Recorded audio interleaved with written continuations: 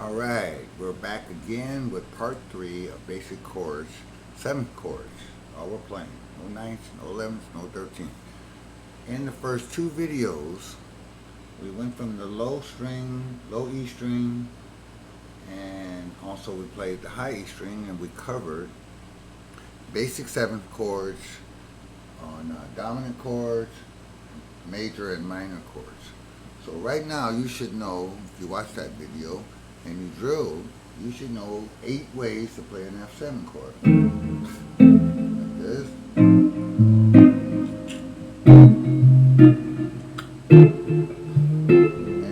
on and on and on. And so you want to get those majors, minors, and dominant chords until you could just go wherever you want and just grab them. Know the chord shapes. Also, we said it's just not an F7. All of these are movable chord shapes. Now, we're going to get into the middle 4 strings, where we got to do a little talking about that. Some of these voicings are useful and some are not. I mean, they're all useful, but I don't really feel like playing Stretch Armstrong to play some of these chord voicings. So, you'll see when I get into it, I can figure out other ways to get the same result. So, since I'm lazy, why don't I do it the easy way? So, your first F7 chord in the middle 4 strings would be this. So, middle 4 strings, and so it's 3, 3, 2, 4.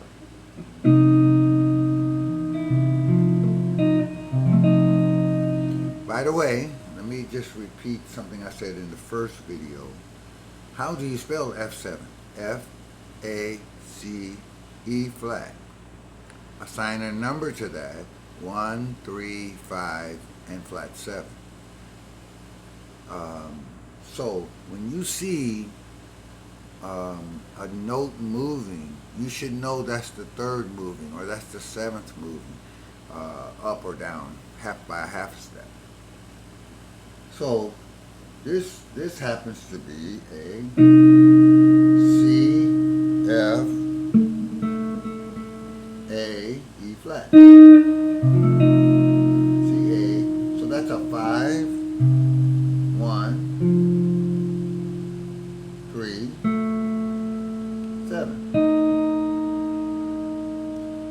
So go back and do the same thing with all those other chords we're doing. Learn them as numbers. 5, 1. That's a 5, 1, 3, 7 chord. Now that's kind of important because when I'm ready to play a minor chord, I know that the 3rd. I got to find the 3rd first. There it is. On the G string, has to go down a half step. Now that gives me my first Stretch Armstrong chord. That's an F minor 7. But I don't like it.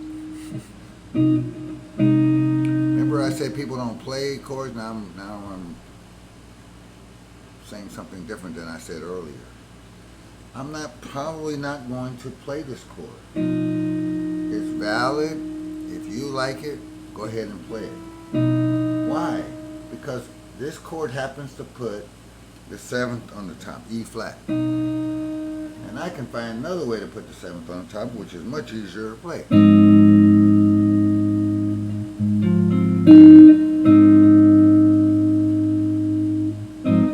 So that's what's going to happen in these middle 4 voicings.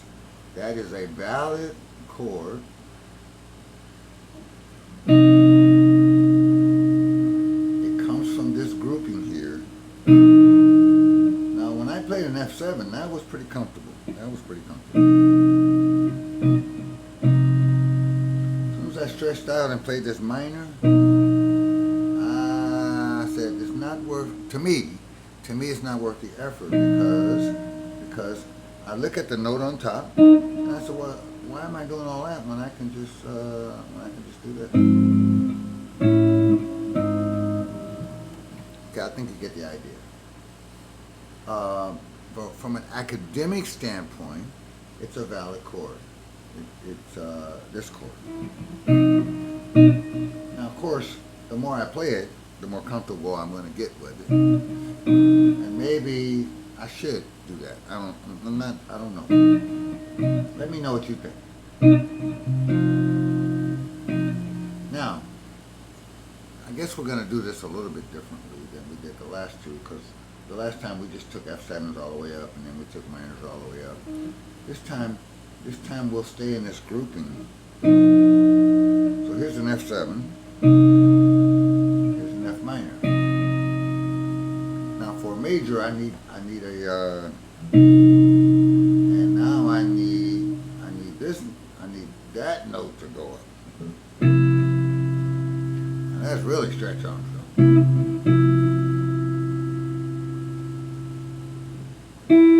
So I need an E, not an E flat. Here again, I got the same logic. I don't play that chord because I can think of another way to put an E on the top by just doing this.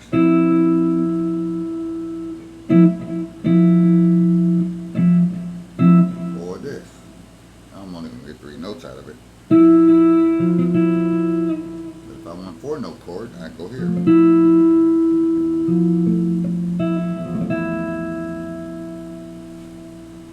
So out of this grouping that comes off the F on the D string here, this F, I only found really one usable chord. This F7 is just fine. So I'm going to drill that one. This is why I didn't go up and down. Now, when I was on the low string and the high strings, every last one of those chords are useful. They're easy to play. You just have to learn them. You get in the middle, you start getting into a little bit of Stretch Armstrong chords.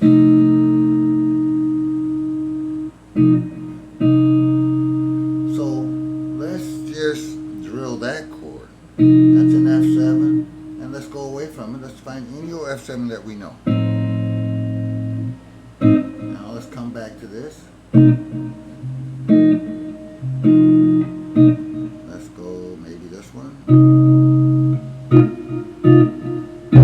Let's come back to this one. Let's go to this one. Let's go back to this one.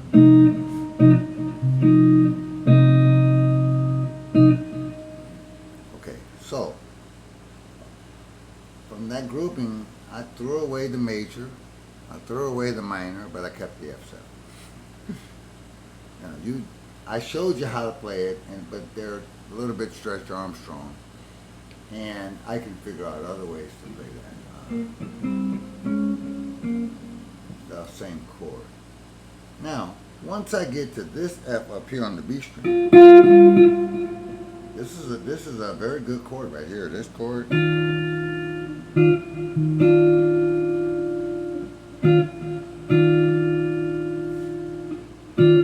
So that's played E flat in my second finger, A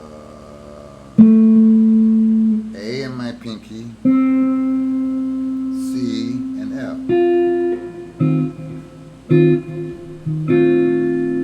So that's kind of like a zigzag chord. So let's drill that.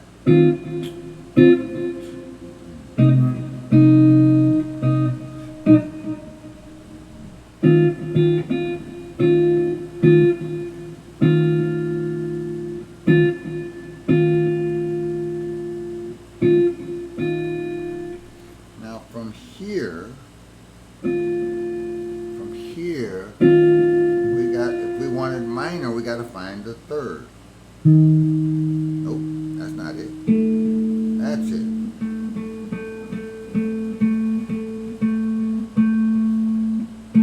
So we need that third flatted. So we'll just change our fingering around a little bit. That's a minor, middle 4 string voice.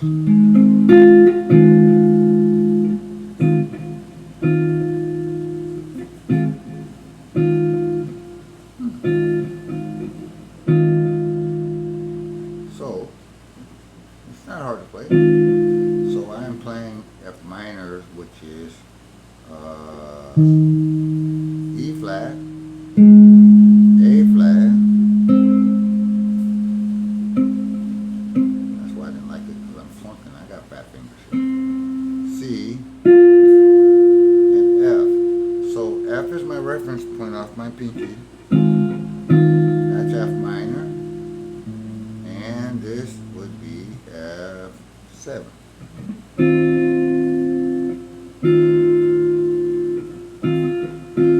Pinky goes down, fingering changes a little bit.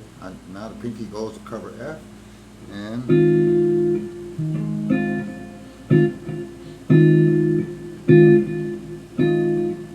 F7 goes here. Don't lose this one. F7 minor.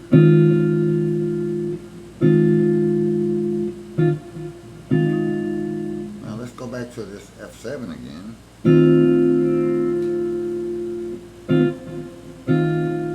Now we got to find the 7 of the chord, which is in this case E flat, and that's got to go to E.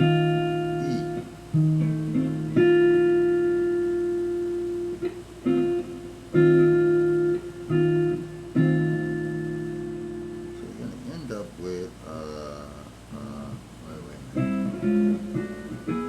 We're going to end up with a chord that I'm trying to figure out. I guess yeah, I'm going to voice it like so.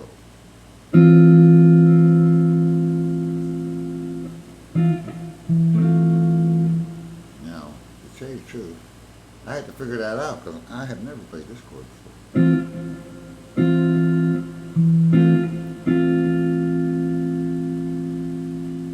But that is a F major. Here comes the notes. E, A,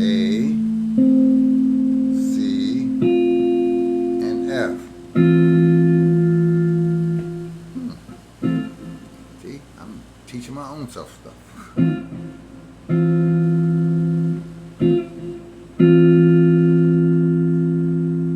So I have a new chord here for me. So this is what I do. I hold that shape until I'm trying to visualize it. Now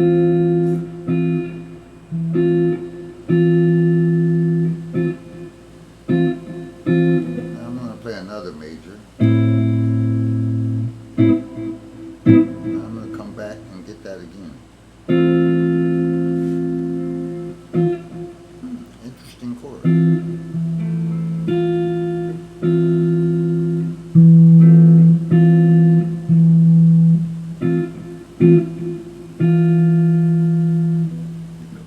Before I played this, now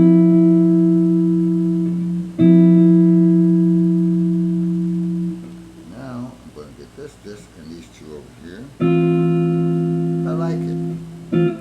So note to self, drill that chord in until I own it. So in this grouping, we like all of them. We like the F7 chord.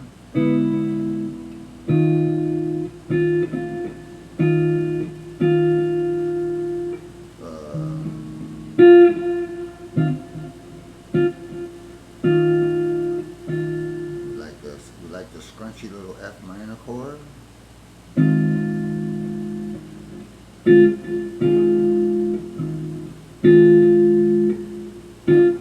Now we got this major chord that's kind of new. It was new to me anyway.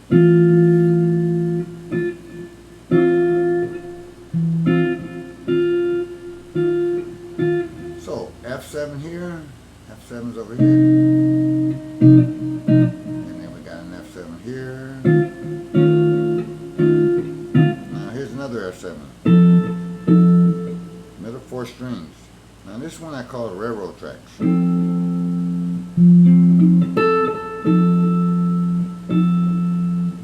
So, you could visualize chords by giving them funny names. That looks like a upside down soup bowl or something. That's what the shape of it looks like. And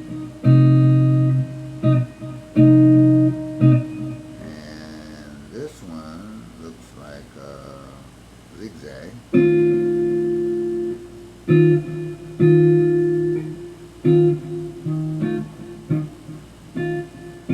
This one is definitely railroad tracks.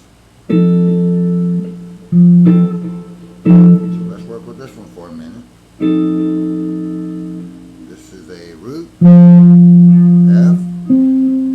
fifth, that's a C,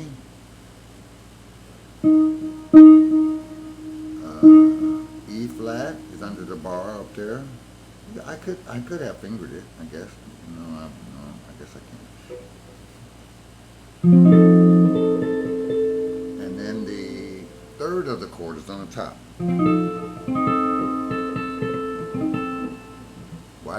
Why did I take the time to figure that out? Because when I want minor, I know that the third's gotta go flat. So if I want minor, just pick my pinky up, drop my second finger, I got a minor. Put my pinky down, now I got 7 chord. Most people would play it like this.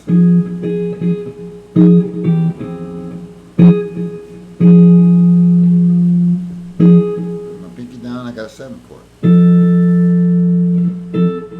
I got a minor chord.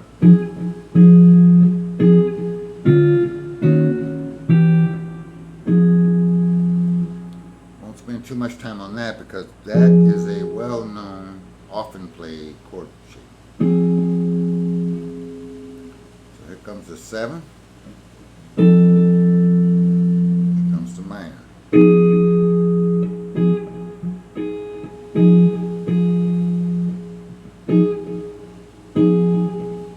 7 chord, 7 chord,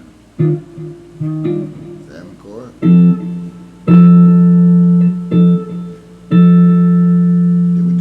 Did we do a major on this chord?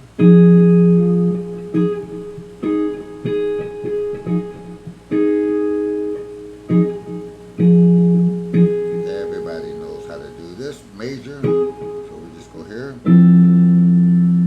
Here's a major. Even the cowboy people know how to do that.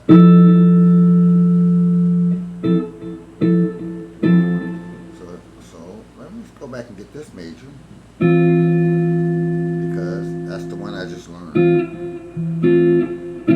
Now this major. Now this major. Now up here I didn't like the major, so I left that one alone.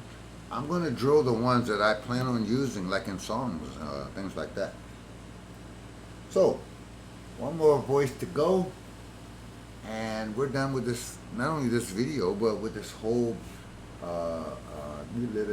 basic series. So, we got an F7 here. We got an F7 here. An F7 here. And then we got an F7 here. Okay, let's pause on this one. I call this the eagle's nest. It's like a bird. My first finger is the bird, and the rest of my fingers are the nest. I make up little funny names for stuff. The notes are A, which is the third, E flat, which is the 7. My first finger's on F, and my pinky is on C.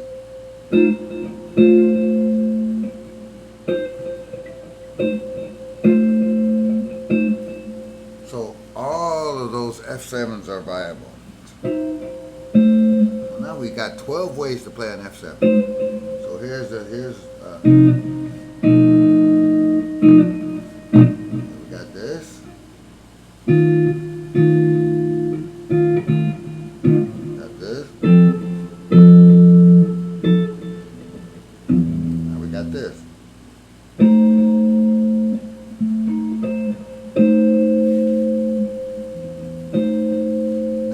let you decide on these majors and minors. So to get a minor, we need this A here, just flat. So we got this.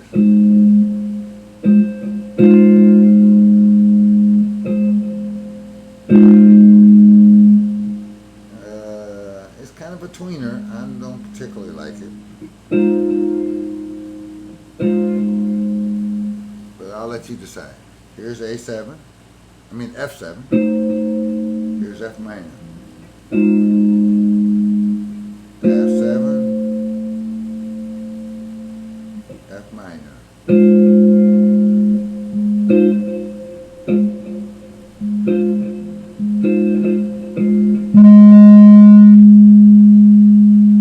Now put that back here, and so we need an F, A.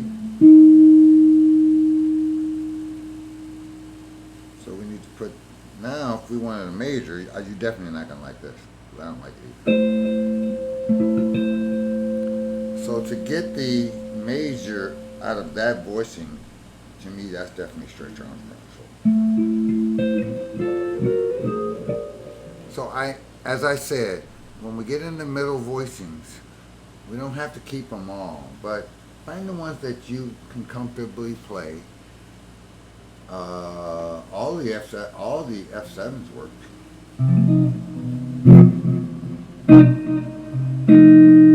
Now, when we wanted a minor, we took the third of the chord and flatted it like this. Now, first you got to find the third of the chord, and you got to know how to spell that chord. F-A-C-E. So A is the third. C is the fifth, and E or E flat is the flat 7. Where am I getting these numbers from? Because they just come from the scale. F, G, A, B flat, C, D, E, F.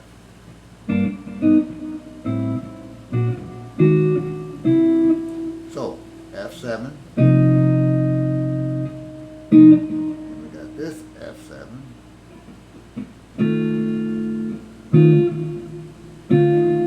we got this F7, and we got the Eagle's Nest. Nothing wrong with any of those. Those are very comfortable to play. So that's 12 ways to play an F7, and a way to get you from major to minor 7 flat 5 to diminished, etc., etc.